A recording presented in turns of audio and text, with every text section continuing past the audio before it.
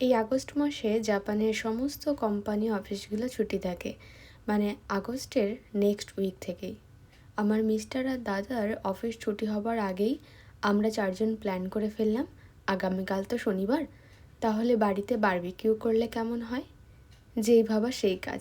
আজ শুক্রবার সবাই কাজ থেকে ফিরে চলে এলাম ডঙ্কিতে। গ্রিল করবার সমস্ত গ্রিল সেট নিয়ে দিদিদের বাড়িতে চলে এসেছি।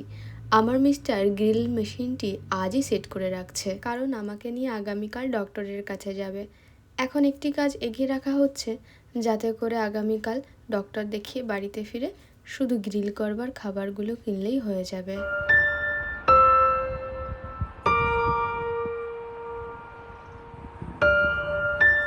শনিবার সকাল এখন 8:30। নামিসান, আমার মিস্টার আর আমি বেরিয়ে পড়েছি মেডিকেল ক্যামেরা সেন্টারের উদ্দেশ্যে। আমাদের ঘর থেকে ক্যামেরা সেন্টারটি প্রায় 1 ঘন্টা লেগে যায় যেতে গাড়িতে, আর যদি ট্রেনে যাওয়া হয় তাহলে 2 থেকে 2.5 ঘন্টা তো লেগেই যায়। ক্যামেরা ক্যান্সার সেন্টার যাবার পথটি আমাদের যে এত সুন্দর প্রাকৃতিক দৃশ্য দেখাবে ভাবনাতেই আসেনি। এই পথের দুপাশ দিয়ে শুধু বড় বড় উঁচু পাহাড় আর পাহাড়, আর সাথে রয়েছে দারুণ দারুণ বিভিন্ন ধরনের গাছ। এখানে নেচার ভিউটা এতটাই সুন্দর, ছবি আঁকার জন্য বেস্ট জায়গা।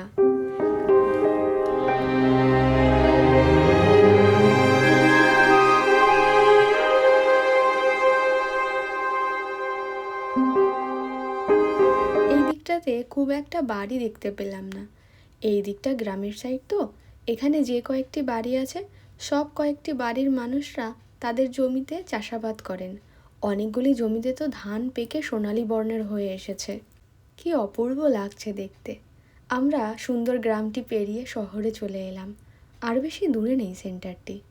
শহরে পৌঁছাতে না পৌঁছাতেই মনটা ওয়াও বলে লাফিয়ে উঠল। এ কি অপূর্ব প্রাকৃতিক দৃশ্য! পাহাড় পেরিয়ে আসতে না আসতেই সমুদ্রের চোখের সামনে কি দারুণভাবে খেলছে সমুদ্রের ঢেউগুলো।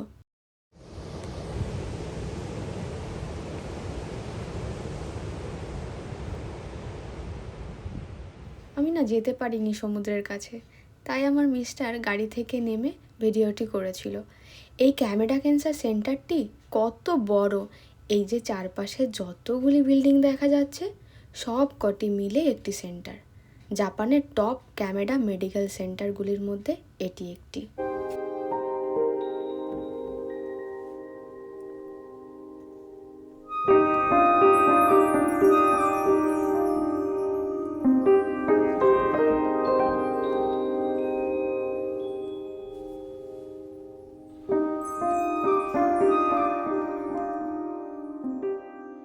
ডক্টর দেখিয়ে দিদিদের বাড়িতে চলে এসেছি।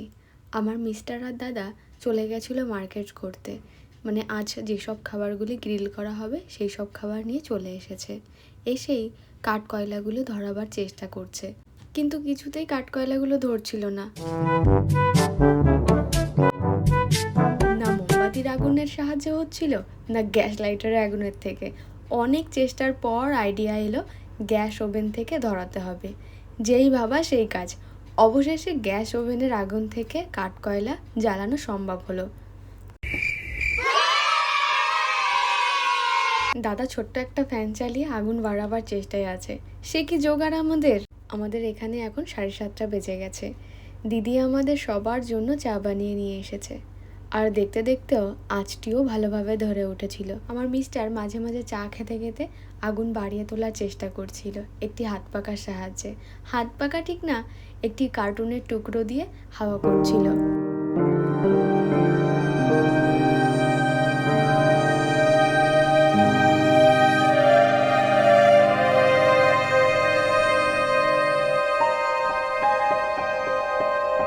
আমি না এর আগে কখনো গ্রিল করবার এমন সুন্দর সেট দেখিনি, আর আগে কখনো গ্রিল করা খাবার খাইও নি।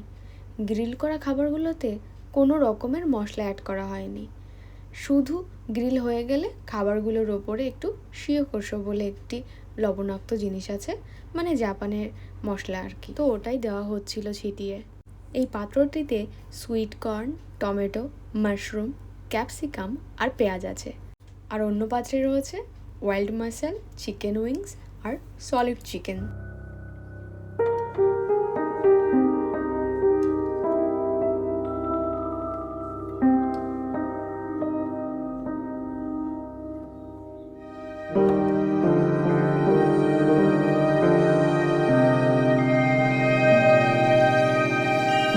করা খাবারগুলো যখন হয়ে আসছিল, আমার মিস্টার থালাতে তুলে তুলে দিচ্ছিল আর বলছিল গরম গরম খেতে।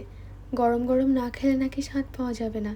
তাই আমিও আর দ্বিধাবোধ না করে আমিও চেষ্টা করছিলাম গরম গরম খাবারগুলি খাওয়ার। সব খাবারগুলি যেন খাওয়া যাচ্ছিল, কিন্তু যখনই একটা টমেটো মুখে পুরতে গেলাম,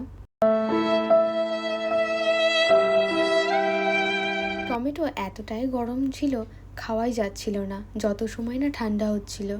দিদি এদিকে সবজিগুলো রেডি করছিল গ্রিল করবার জন্য। এটা হলো সুইট কর্ন, মানে নামেও সুইট কামেও সুইট, এতটাই ভালো খেতে লাগছিল।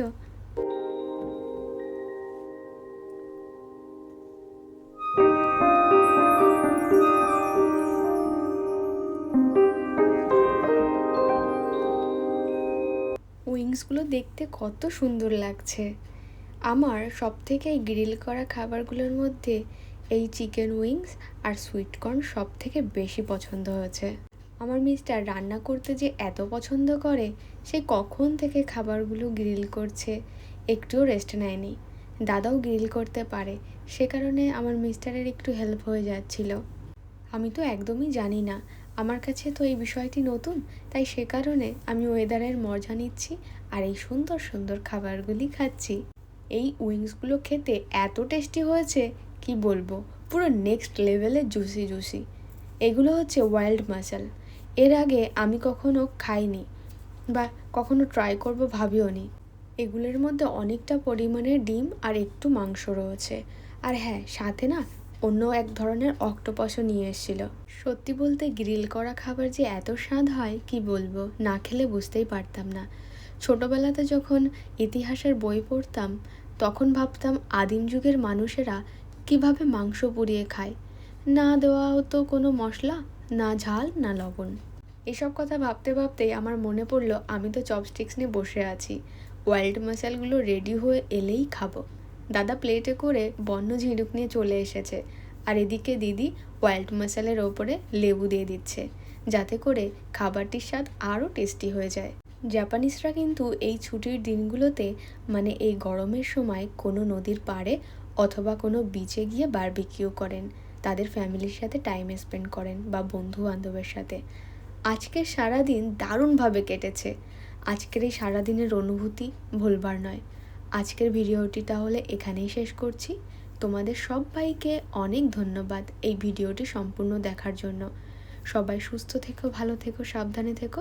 দেখা হচ্ছে আবার পরের নেক্সট ভিডিওতে।